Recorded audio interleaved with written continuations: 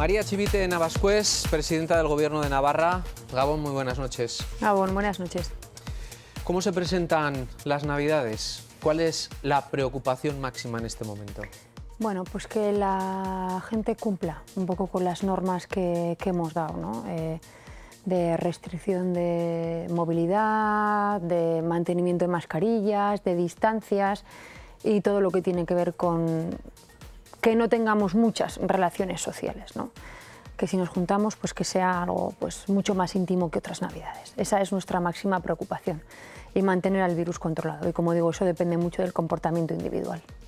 Muy bien, pues de todo eso hablaremos, de la preocupación del Gobierno, pero también de la preocupación de la sociedad navarra. En los próximos minutos charlamos de ello. Volvemos enseguida.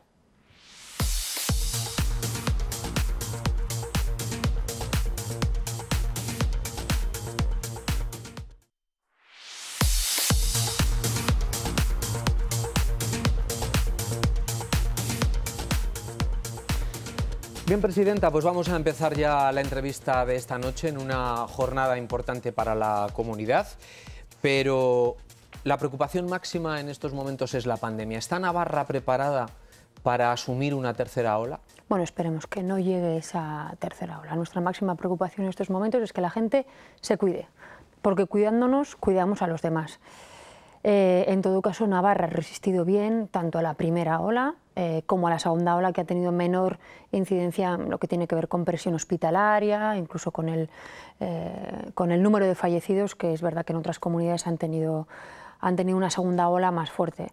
Pero bueno, también tenemos que contar con que nuestros profesionales sanitarios van acumulando cansancio y, como digo, hemos aprendido muchas cosas de este virus. Y lo que más hemos aprendido es que en gran parte depende de nuestro comportamiento individual. Por eso creo que, bueno, es verdad que llevamos ya 9 meses de restricciones, pero bueno, si ya hemos pasado 9 meses, aguantemos un poquito más. ¿Le preocupa esta segunda variante, segunda cepa que se ha encontrado en el Reino Unido, o le preocupa el ascenso progresivo de los casos en la comunidad foral? Pues ambas cosas, la verdad.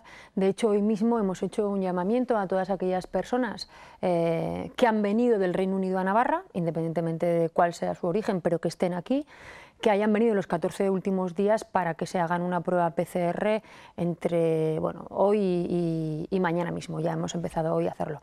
¿Por qué? Porque queremos tener controlada esa variante.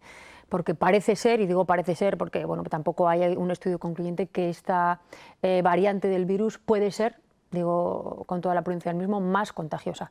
Y luego, por supuesto, que nos preocupa, que es verdad que en Navidades, en esta época, aumentamos nuestras relaciones sociales, que eso no nos lleve al inicio de la tercera ola. ¿Deberíamos prepararnos para que el Gobierno de Navarra tome medidas más restrictivas? El Gobierno de Navarra siempre lo ha dicho desde el primer momento. Monitorizamos los casos diariamente con todos los indicadores que tenemos encima de la mesa: número de casos, número de pruebas, tasa de positividad. Lo monitorizamos diariamente y tomamos decisiones.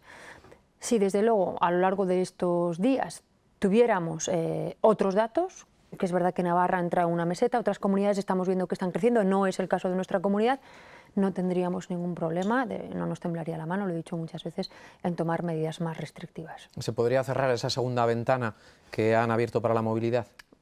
Desde luego, si los datos así lo dicen, tomaríamos medidas más restrictivas y evidentemente esta sería una de ellas.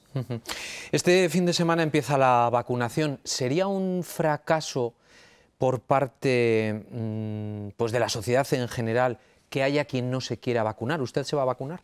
Desde luego yo me vacunaré cuando me toque, evidentemente. Ya se ha establecido cuál es el calendario de vacunación, cuáles son las prioridades en ese calendario de vacunación. En principio empezamos este mismo domingo en la residencia del Vergel. Vamos a ir primero al espacio sociosanitario, luego a personas vulnerables y, por supuesto, cuando a mí me toque, me vacunaré.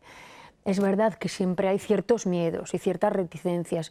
Yo entiendo que, bueno, pues que conforme vaya evolucionando la vacunación, estos miedos y estas reticencias desaparezcan y desde luego, bueno, pues también haremos campañas de adhesión a la vacunación. Es importante que seamos responsables también con la vacunación.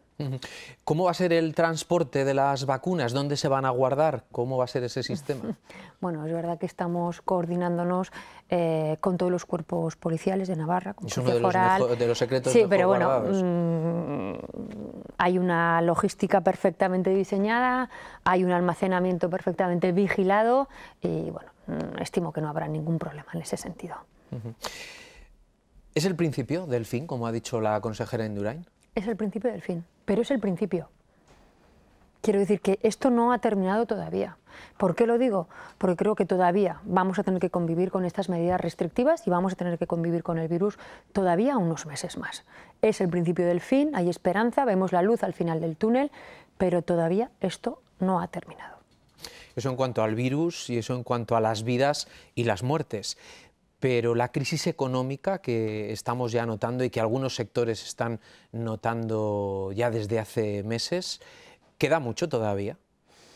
Bueno, tendremos que ver a lo largo también del año 2021 cómo va, ¿no?, la evolución económica. Es verdad que Navarra es una de las comunidades que ya hemos recuperado, por ejemplo, la tasa de afiliación a la Seguridad Social que teníamos justo antes de la pandemia, pero es verdad también, bueno, pues que los últimos datos de paro que vamos conociendo, pues es que va aumentando el paro. Evidentemente, bueno, pues el Gobierno está empezando a negociar ya el plan de empleo con los sindicatos y con la patronal en el marco del Consejo del Diálogo Social y acordaremos ese plan de empleo para intentar paliar esa situación de crisis económica, más allá de que seguiremos poniendo medidas encima de la mesa con ayudas especialmente a los sectores económicos más afectados por esta crisis. Y además creo que las medidas que tomamos a lo largo de estos meses han sido bien recibidas. Los ICOs, los aplazamientos de los pagos de deudas, las ayudas económicas que hemos dado pues, a entidades locales, hemos dado al sector autónomo, ahora estamos con el sector de hostelería, creo que han sido bien recibidas. ¿Ha entendido las críticas, por ejemplo, de ese sector de la hostelería al que hace usted referencia? Llegó a decir que por salvar una vida había merecido la pena cerrar la hostelería y pidieron su dimisión. Bueno, yo entiendo que el sector hostelero se sienta dañado con estas medidas porque evidentemente es el sector más afectado, pero esto un gobierno no lo hace por capricho. Y estas medidas de cierre de la hostelería se han tomado en toda Europa y en 10 comunidades en España. Esto no es un capricho ni de María Chivite ni del Gobierno de Navarra. Y efectivamente las medidas que se tomaron funcionaron. Y ahí está, que es que el descenso en el número de casos fue, bueno, pues muy grande en el descenso del número de casos. No solo por el cierre de la hostelería, que se tomaron muchas más medidas, porque la limitación de aforos está en la práctica totalidad de los establecimientos, bien sea pequeño comercio, bien sean gimnasios, bien sean grandes superficies. Pero bueno, pues es verdad pues que los hosteleros hubo que cerrar la hostelería como una de las zonas con especial riesgo, no porque la hostelería lo haga mal, sino por el comportamiento individual que cada uno de nosotros, y me puedo incluir en ello, tenemos cuando vamos al sector. Que es verdad que ahora yo sí que me estoy encontrando que la gente es más responsable, toma algo y enseguida se pone la mascarilla, y eso también lo estoy percibiendo. Bueno, yo puedo entender el enfado, pero también digo, tomamos medidas de restricciones, pero las acompañamos de ayudas. Por cierto, las ayudas más cuantiosas de todo el país. ¿Pero lo volvería a hacer si vuelven a subir los ingresos y los fallecidos? Desde luego, si la situación lo requiere, sí. ¿Habrá planes de rescate para otros sectores? Porque se está hablando de la hostelería en todas partes, pero el pequeño comercio también está levantando la mano. Sí. Porque hay muchos que se les ha permitido abrir, pero claro, todo lo que rodea al final, de alguna manera, está repercutiendo también en su bajada de ingresos, en tener que tomar otras decisiones, incluso bajar la persiana. De hecho, teníamos pensado hacer en el último trimestre de este año, a partir de septiembre, un tema con bonos, ¿no? Creo que el Ayuntamiento de Pamplona ha hecho algo similar, con bonos de fomento pues, tanto de la hostelería, hotelería y también para el comercio, pero evidentemente no era coherente con las medidas que estábamos tomando, ¿no? Por lo tanto, bueno, pues esas ayudas entiendo que estarán para el año que viene. Podrán estar para el año que viene. Incentivación del comercio. sí. Otros sectores se van a sentir acompañados también. No con bonos, habrá otra estrategia similar otro a la tipo la de hostelería, medidas, bueno, pues lo que podamos pactar con el sector, ¿no? Ahí desde luego desde el Departamento de Desarrollo Económico se trabaja de una manera cercana con los sectores y bueno, pues estaremos atentos. ¿La cultura? ¿Se va a ver también bueno, involucrada en sí, en ese de hecho empuje? ya se ha incluido en los presupuestos alguna partida para ayudas al sector cultural y estamos también innovando en algunas cosas con el tema del sector cultural, como por ejemplo el SET 948, en esa plataforma en el que bueno, pues, entidades y asociaciones de cultura bueno, pues, han podido participar, les da visibilidad y también bueno, pues, yo creo que eso podremos ir reactivándolo a lo largo del año que viene.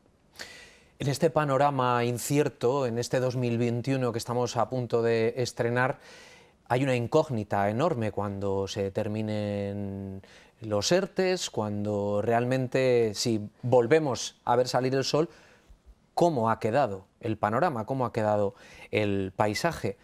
¿Va a haber, cree usted que va a haber nuevas empresas en Navarra? ¿Cree que Navarra va a tener la posibilidad de algún florecer? Bueno, yo creo que de hecho hay empresas que están creciendo en estos momentos, como todas las empresas que están relacionadas pues, con inteligencia artificial o todo lo que tiene que ver con nuevas tecnologías. También empresas relacionadas con la ciencia. Por lo tanto, bueno, pues yo creo que estas les va a poder ir bien el año que viene, pero como digo, veremos a ver hasta cuándo se prorrogan los ERTEs, porque yo creo que quizás, no lo sé, habrá que ver la evolución, sea necesario la prórroga de los ERTEs para determinados sectores, quizás hasta el mes de junio, cuando ya vayamos muy avanzados en todo lo que tiene que ver con la vacunación, pero como digo, tendremos que seguir de cerca qué es lo que pasa una vez que se levanten los ERTEs, ¿no? Y bueno, tener claro también pues, qué ayudas vamos a dar a las empresas que así lo necesiten, porque si esto es algo coyuntural debido a la pandemia, podemos ayudarles. Habla usted de innovación, una innovación transversal, es decir, que toque varios sectores. Entiendo que, por ejemplo, el aspecto sanitario puede tener una oportunidad en Navarra. Bueno, de hecho hay empresas en Navarra que se dedican al ámbito sanitario, como puede ser CINFA, que creo que ha hecho un buen año, ¿no? En este sentido, ¿no? Bueno, yo creo también que en el ámbito sanitario, en todo lo que tiene que ver con la investigación, como te decía antes, también veo hay un nicho de empleo importante, todo lo que tiene que ver también con la investigación, pero sobre todo todo lo que tiene que ver con las nuevas tecnologías, con la transformación digital, ¿no? Y también veo a sectores tradicionales innovando, modernizándose en todo lo que tiene que ver con la transformación digital. Lo hemos visto en la pandemia. El pequeño comercio también se ha puesto las pilas con la transformación digital y con el comercio online, ¿no? Aunque sea con agrupaciones de pequeños comercios. Yo creo que tendemos a eso. Pero ¿tiene Navarra que aprovechar este momento también para dar un giro? Porque, por ejemplo, en Navarra siempre hemos dicho que uno de los tractores era el automovilístico a través de Volkswagen Navarra. Pero claro, cuando para Volkswagen, que también lo hemos visto, hay consecuencias en todas las empresas auxiliares. Bueno, yo creo que podremos tener buenas noticias de Volkswagen Navarra a lo largo del primer trimestre del año que viene. Yo creo que están en esa reflexión de la transformación del vehículo eléctrico y bueno, yo creo que, bueno, como digo, podremos tener buenas noticias, espero que sí, en el primer trimestre del año que viene, en cuanto al vehículo eléctrico y la planta de Landaven. ¿Espera usted que el vehículo eléctrico llegue bueno, yo en 2-3 espero años? que, bueno, pues que estas conversaciones que está habiendo con Volkswagen también, con el Gobierno de España, con las distintas plantas de SEAT Volkswagen en España, bueno, pues podamos concluir en la fabricación incluso del vehículo eléctrico en nuestra comunidad. Yo creo que eso sería lo deseable, ¿no? Y en todo caso creo que Navarra está muy bien preparada para esas transformaciones que es verdad que las teníamos que hacer, pero que ahora las tenemos que acelerar. Todo lo que tiene que ver con la transformación digital y todo lo que tiene que ver con la economía verde, ¿no? Europa nos va marcando la línea, los fondos de recuperación europea van a ir para proyectos para esas transformaciones y creo que Navarra, que ya había empezado y que de hecho es en algunos aspectos puntera, está muy bien posicionada para captar ese tipo de fondos. Y luego tengo que decir otra cosa, no existe solo automoción en Navarra, ¿eh? Yo creo que tenemos un sector agroalimentario muy potente, que ha funcionado muy bien a lo largo de toda esta pandemia, que creo que también está modernizándose y bueno, el tema de también el desarrollo de la segunda fase del canal va a suponer también un avance para toda esta industria agroalimentaria. El vehículo eléctrico me lleva a pensar también en esas empresas auxiliares de las que yo hablaba antes, y me viene a la cabeza el hecho de que algunas también tendrán que adaptarse. No sé si también ha habido otras que estén fuera de Navarra que se han interesado por poder venir a Navarra a acompañar de alguna manera. Estoy pensando en las baterías que van a necesitar los coches, por ejemplo. Bueno, de hecho, Navarra, uno de los proyectos que tiene para presentar para fondos europeos es el proyecto de Battery Packs, que es el tema de las baterías eléctricas, que evidentemente siempre tienen que estar situadas, el Battery Packs, cerca de los puntos de ensamblaje del automóvil. Y como digo, nosotros ya se viene trabajando desde el inicio de la legislatura en esta cuestión. Como digo, por eso Navarra está muy bien posicionada para muchas cosas, ¿no?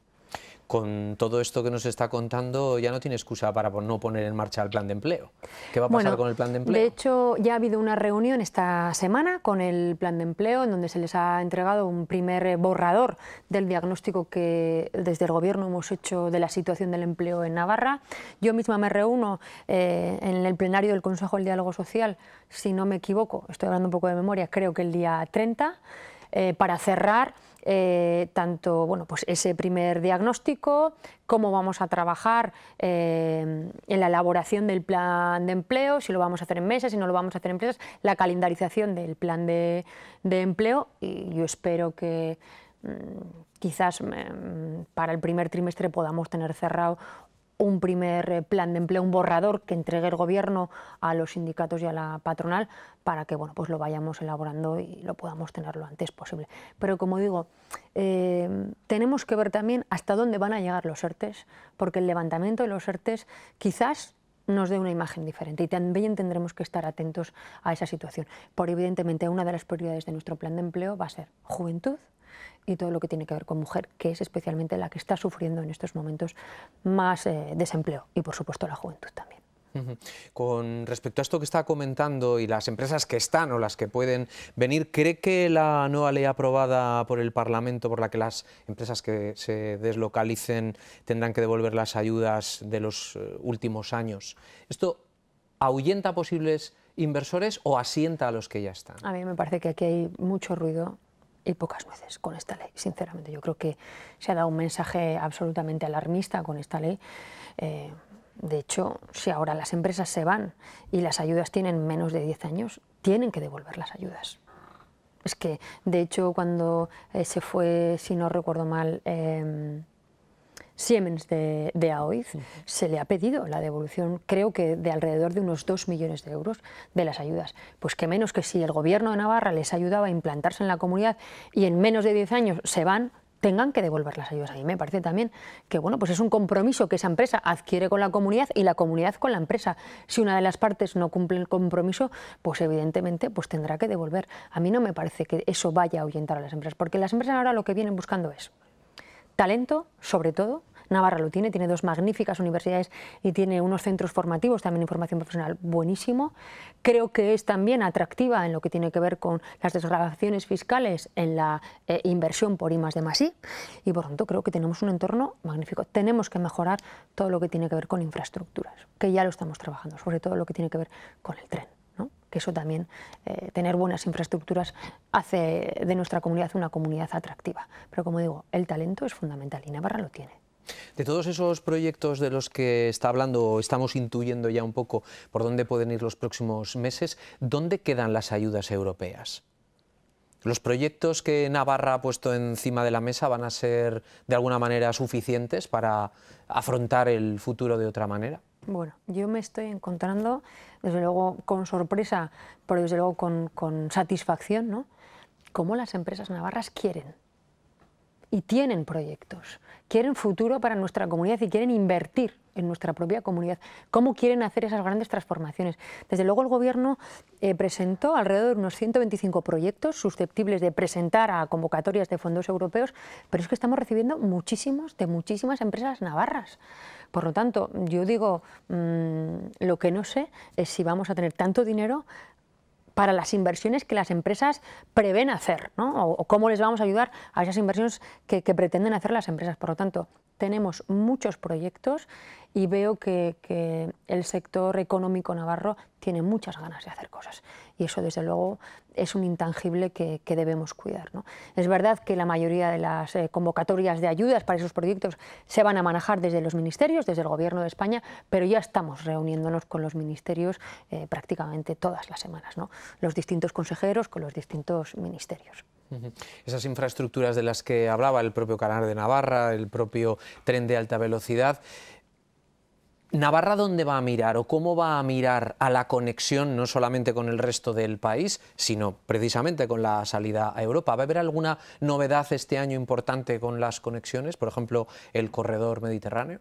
Bueno, de hecho, sabes que Navarra está incluida dentro de lo que es la conexión del corredor navarro y el corredor atlántico, por lo tanto está dentro de los programas europeos y desde luego el Gobierno de España va a presentar, ¿no?, todo lo que tiene que ver con los ramales pertenecientes a con los corredores, con los grandes corredores, lo va a presentar como susceptible de recibir fondos europeos. Por lo tanto, Navarra será una de las comunidades beneficiarias si pues este proyecto es aceptado por parte de la Comisión, ¿no? ¿Qué quedó del plan Reactivar Navarra? Bueno, pues hay 500 millones de euros incorporados al presupuesto que hoy mismo acabamos de aprobar. El plan Reactivar Navarra se basa sobre todo en transformación de nuestros servicios públicos y sobre todo en la reactivación económica y en la transformación de los sectores digital y verde, los dos principios fundamentales. Y también algo que recorre todo, ¿no?, que recorre todas las políticas públicas, que es la cohesión territorial, que para nosotros en este Gobierno es algo fundamental. Que las cosas no se queden solo en una zona, sino que estén repartidas por todo el territorio navarro y que nos vertebre, porque eso también es igualdad. Ha hablado de los presupuestos que hoy se han aprobado en el Parlamento de Navarra. Ha dicho que le habría gustado que se hubieran aprobado por unanimidad. Y ya sabe usted que esto hoy por hoy es imposible. ¿Pero por qué lo ha dicho? ¿Y por qué no? ¿Por qué no es posible?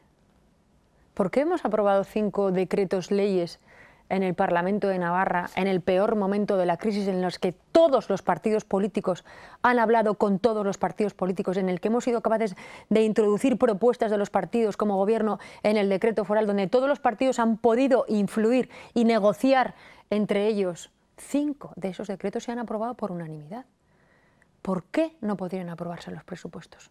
Al menos sin ningún voto en contra. Estamos en un momento excepcional y si algo vimos del Navarrómetro el otro día, que el 80% de los navarros, y eso es escuchar a la ciudadanía, el 80% de los navarros y las navarras pedían que se apoyara al Gobierno en esta situación tan excepcional. Yo no digo que apoyen al Gobierno, yo digo que ayuden a la ciudadanía navarra. Y no hay mejor ayuda, no hay mejor instrumento que los presupuestos. Creo que si de verdad hubiera habido voluntad, hubiéramos sido capaces de hacerlo. ¿Por qué no? Si llevamos desde marzo trabajando en los decretos forales todos los partidos políticos. ¿Por qué llega el momento de hablar los presupuestos y se ponen vetos encima de la mesa? ¿No han entendido que estamos en un momento excepcional? ¿Que estos presupuestos son los presupuestos más importantes y el contexto más importante de los últimos 100 años? Es que eso es lo que nos estábamos jugando en los presupuestos. Por eso no entendí los vetos. Y por eso, desde luego, el Gobierno quiso trabajar en la misma línea que había venido trabajando durante toda la pandemia con todos los partidos políticos. Hubiera sido lo deseable, desde luego que sí. Y creo que la ciudadanía navarra lo hubiera agradecido. Y un debate mucho más sosegado. Y desde luego también puedo decir en ese sentido que incluso yo debiera haber estado más sosegada en otros momentos del debate político. Lo hemos seguido con atención, no nos hemos perdido casi ningún minuto, pero hay 2 partidos en la oposición, uno se ha abstenido y el otro ha votado en contra. ¿Con Navarra Suma no hay nada que hacer? Pues claro que sí, hay cosas que hacer con Navarra Suma. Como Lo digo porque le habría gustado que por lo menos no hubieran votado en contra. A ver, en toda esta pandemia hemos llevado al Parlamento de Navarra desde marzo hasta septiembre 9 decretos ley, 9. 8 de ellos han salido sin ningún voto en contra. ¿Sería deseable que los presupuestos también hubieran salido así? Por supuesto que sí. Navarra Suma ha formado parte de esos decretos, ha introducido cosas en esos decretos, ha influido en la política y en los presupuestos ha renunciado a influir. Navarra Suma dice que estos presupuestos no los apoyan porque no generan confianza y porque creen que Navarra va a ser menos competitiva. Pero si estaban dispuestos a abstenerse en estos presupuestos sin verlos siquiera. Si lo único que pusieron encima de la mesa es un veto a otro partido político con el cual llevaban negociando, como con todos, ojo, no digo solo exclusivamente con ¿Bildu no vetó a Navarra Suma? Bueno, el veto desapareció. El veto desapareció, porque nosotros dijimos que como gobierno no íbamos a aceptar vetos. Y eso es lo que dijimos.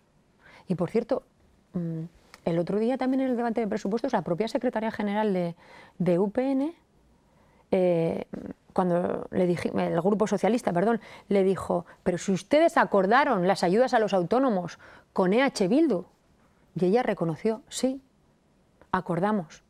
O sea, quiero decir, estuvimos de acuerdo, pero no hubo un acuerdo escrito. ¿Pero qué problema hay? Si no tenemos que mirar tanto el con quién, sino el para qué. ¿Es bueno esos 25 millones de ayudas a los autónomos? Por supuesto que sí, por supuesto que sí. Yo creo que fue una medida muy buena.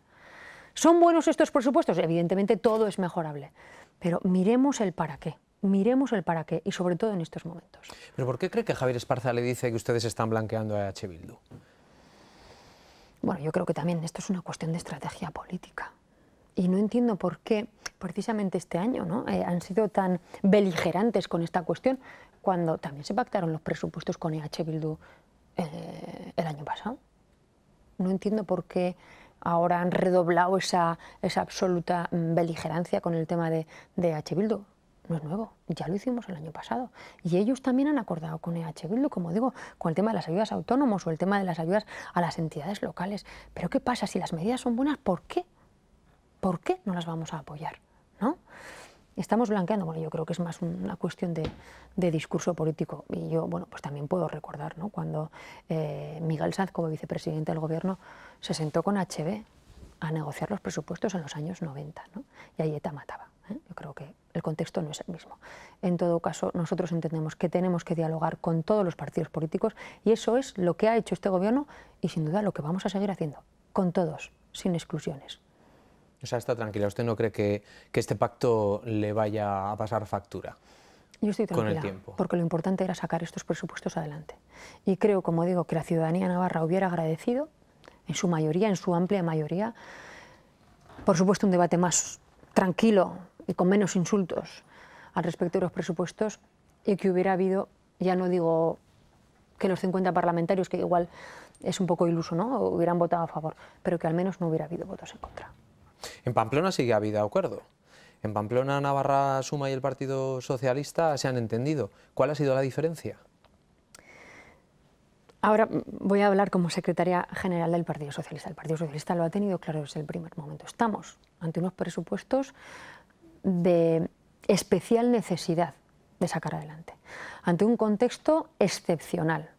Y por lo tanto, el Partido Socialista ha dicho, allá donde el Partido Socialista esté presente, en este caso en la oposición, facilitará que haya presupuestos. Y lo hemos hecho en Cizur, donde gobierna, donde el alcalde es de Gero Abay. Lo hemos hecho en Huarte, donde el alcalde es de EH Bildu. Y lo hemos hecho en Pamplona, donde el alcalde es Navarra Suma. ¿Por qué? Porque miramos a la ciudadanía y sus necesidades. Y creo que este momento exige altura política. Y nosotros sí hemos entendido el contexto en el que vivimos. Por lo tanto, es verdad que ha habido una negociación, que hubo unas enmiendas encima de la mesa. Me consta que otros ayuntamientos también están en ese proceso de negociación, independientemente de quién esté gobernando, y esperemos, por el bien de todos, que salgan los presupuestos municipales, de todos los municipios. Pero esto va también de personas, de que haya un entendimiento personal entre las personas que lideran las distintas formaciones políticas. Yo creo que hay que saber, evidentemente, que haya una buena relación personal ayuda, eso es evidente. Pero yo esto no me lo tomo como algo personal. Yo no me lo tomo como algo personal.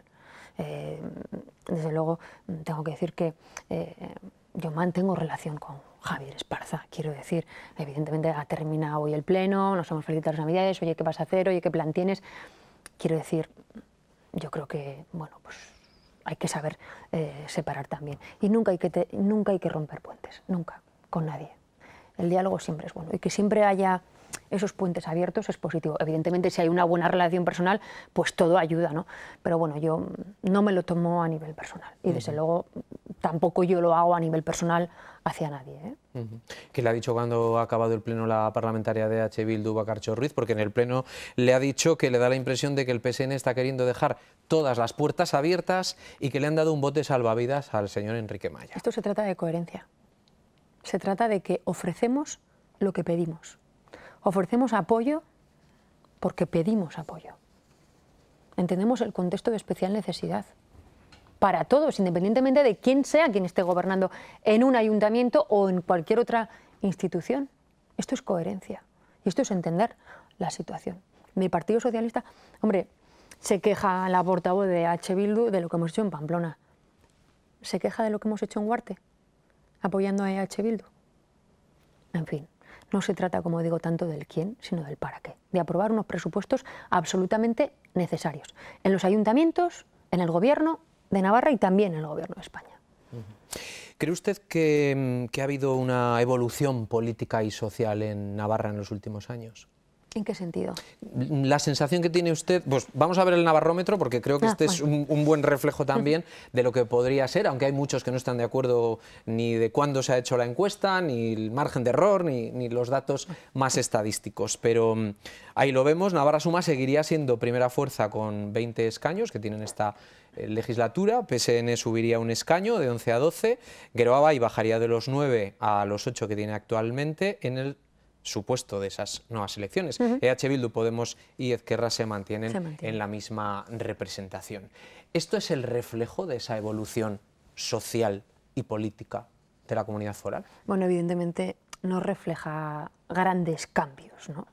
Pero sí que, y hablo como Partido Socialista en estos momentos, sí que se ve, ¿no? Nosotros, por ejemplo, cogimos el escaño número 11, uno de los últimos escaños fue el escaño 48, muy por los pelos, y sí que hemos visto una estabilización, incluso un crecimiento del Partido Socialista.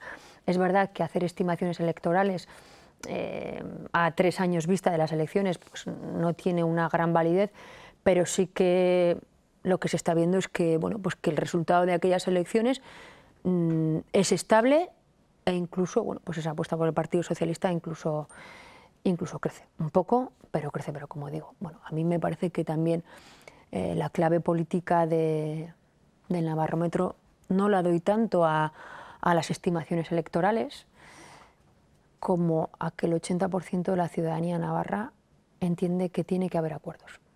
Y eso la verdad es que a mí me dio muchísima tranquilidad. Lo que no sabemos es qué va a pasar en las próximas elecciones forales, bueno, entre otras cosas. Quedan todavía. Queda mucho, pero sí que es verdad que uno y mucho por hacer. Y mucho por hacer, pero sí que es verdad que uno de sus socios en el gobierno, la coalición Geroa Bai, va a tener en breve un nuevo partido dentro de esa coalición, un partido que va a estar liderado por Uxue Barkos. ¿Le preocupa este movimiento? No, yo lo he entendido tal y como, bueno, se me ha transmitido por parte de la formación, que es una reorganización interna de lo que tiene que ver con Geroa Bai, porque evidentemente, bueno, pues había gente independiente, distintas asociaciones de organizaciones que se han conformado ahora en un partido político que no lo era, ¿no? Yo lo entiendo más en ese sentido. Convive de alguna manera con dos partidos. Geroa en esta presentación habla de una Navarra como sujeto político, habla de una soberanía, habla de Euskal Herria. EH Bildu, con quien ha pactado estos presupuestos, hace unos días hablaba de impulsar la República Vasca. ¿Usted cuando están en petit comité o cuando, bueno, siquiera se ponen a negociar los presupuestos, se habla también de esto? ¿O esto a usted no le preocupa? No hablamos de esto porque sabe perfectamente la portavoz de H. Bildu que mientras yo sea presidenta del Gobierno de Navarra, la República Vasca no va a existir en nuestra comunidad. Y sabe perfectamente que cuando nos sentamos a negociar tienen que ser cosas en las que podamos llegar a acuerdos. Y evidentemente el marco institucional que defiende H. Bildu, desde luego, no es para nada, ni de lejos, el marco institucional que defiende el Partido Socialista de Navarra. Una Navarra foral dentro de España, y siempre lo digo, y mirando a Europa, y más todavía en estos momentos. No se va a sentar conmigo a negociar estas cuestiones porque sabe que ahí no va a haber un punto de acuerdo. Pero si nos sentamos a hablar de medidas de conciliación, si nos sentamos a hablar de gratuidad del 0,3, si nos sentamos a hablar de más apoyo para la dependencia, ahí sí podemos estar de acuerdo. En las partes más sociales, ¿no? Podemos estar de acuerdo. Desde luego, En todo lo que tiene que ver con lo institucional, no. ¿Ha hablado con Manu Ayerdi desde que se conoce la apertura de ese procedimiento penal por parte del Supremo? En varias ocasiones nos hemos reunido, sí. ¿Qué va a pasar? ¿Por qué no le ha cesado? Pues porque todavía no se ha producido el hecho de que sea declarado como investigado. Y ahí está el servicio jurídico del Gobierno de Navarra, que así lo dice en sus informes. Y desde luego, bueno, él ya lo ha dicho clarísimamente. En el momento en el que él sea declarado como investigado, si llega a ser declarado como investigado, ya estamos dando por hecho, ¿no?, que va a ser, veremos a ver, por ahora no lo es. Él mismo ha dicho que dimitirá. Por lo tanto, el Gobierno cumple y hace cumplir la ley. O sea, lo que se tiene que producir es una comunicación oficial, por escrito, de que el Supremo le va a llamar a declarar. De que el Supremo le declara investigado, que no se ha producido. Se ha nombrado un juez instructor, pero el juez instructor no ha tenido comunicación alguna en donde se le declara a Manu Ayerdi como investigado. Y que nadie tenga ninguna duda que el Gobierno va a cumplir con la ley, y él mismo lo ha dicho así. ¿A usted le gustaría que se investigara esa situación? Usted, cuando estaba en la oposición, en numerosas ocasiones han salido en el Parlamento pidiendo explicaciones a la entonces presidenta del Gobierno, Uxue Barkos, y al entonces consejero. Explicaciones de las decisiones que se tomaron con Dávalos. Con respecto a Dávalos. Que es verdad que el Partido Socialista no compartió esas decisiones. Pero de no compartir esas decisiones porque entendimos que no fue acertada esa decisión, a la vista hasta que el tema no salió, ¿no? Y otra cosa es que desde luego haya habido una prevaricación, una malversación. Yo creo que eso son cosas mayores. Una cosa es que no compartamos una decisión estratégica al respecto de una inversión, y otra cosa es que digamos que el señor Ayerdi ha cometido un delito. Yo creo que son dos cosas absolutamente diferentes, ¿eh? Si el juez le declara investigado, ¿tiene ya la decisión tomada sobre quién va a sustituir a Manu Ayerdi? Bueno, en un gobierno de coalición como es el nuestro... ¿O esta es una cuota de Geroa-Bai y será Geroa-Bai? Será Geroa-Bai quien me comunique quién será la persona. Evidentemente yo tendré que estar de acuerdo en esa cuestión, pero será Geroa-Bai quien decida quién es el relevo de una persona que proviene de Geroa-Bai, pero que forma parte, como digo, del Gobierno de Navarra. ¿No se plantea una reestructuración o que no es en estos momentos lo que está encima de la mesa del Gobierno? ¿Cree usted que hay que modificar el artículo 68 de la ley foral que obliga a este cese de cargos de Gobierno en caso de que haya una investigación de estas características? Yo quiero dejar claro que el Gobierno va a cumplir con ese artículo. ¿Pero se ha puesto el nivel muy alto? Pues yo creo que podemos cometer injusticias con ese artículo. Y es verdad que fue aprobado por unanimidad, pero creo que debiéramos reflexionarlo hasta dónde llevamos ese artículo, porque acaba con la presunción de inocencia. Acaba con la presunción de inocencia, y eso es cierto. Y quizás no fuimos conscientes la legislatura pasada de esto, ¿no? Por lo tanto, bueno, pues yo sí que detallaría más, ¿no? Quizás pues, que se produciera la dimisión o el cese cuando fuera llamado a un juicio oral, donde ya cuando te llaman a juicio oral, bueno, pues ya parece que sí que hay cierto indicio de culpabilidad, no simplemente cuando te llaman como investigado, ¿no? Entonces, bueno, como digo, que quede claro que el Gobierno va a cumplir con ese artículo. Y en otro orden de cosas que, bueno, que quizás sí que debiéramos abrir una reflexión al respecto de ese artículo, que desde luego no es ni lo urgente ni lo prioritario que tiene el Gobierno en estos momentos, también lo dejo claro. ¿Le puede desgastar esta situación de itinerancia hasta esperar lo que pueda ocurrir en el juzgado? El consejero sigue trabajando en plenitud de sus funciones, ha mantenido toda su agenda, y tengo que decir que el consejero Ayerdi es un consejero que trabaja muchísimo, que tiene una implicación total con toda la industria navarra, que en estos momentos preparando proyectos también para los fondos europeos. Por lo tanto, bueno, yo creo que él está en su trabajo convencido de que cuando le llegue la notificación, si es que le llega, sabe lo que tiene que hacer. Estamos terminando esta entrevista. Con todo este panorama hemos llegado a las Navidades. ¿Cómo va a pasar usted las Navidades? Pues en intimidad, en mi casa, con mis hijos y con mi pareja. Este año no toca vengo de una familia muy numerosa, siempre en Nochebuena nos juntamos, pues todos los hermanos, los tíos, primos, los hijos de los primos, que hemos llegado a estar hasta 40 personas, ¿no? Me encanta, además me encanta, pero este año no toca. Yo quiero que el año que viene no nos falte nadie. ¿Ha sido un año difícil? Ha sido un año duro. ¿Y le quedan fuerzas para seguir? Hay esperanza. Yo creo que tenemos muchas cosas que nos invitan a la esperanza. El domingo empezamos con la vacunación.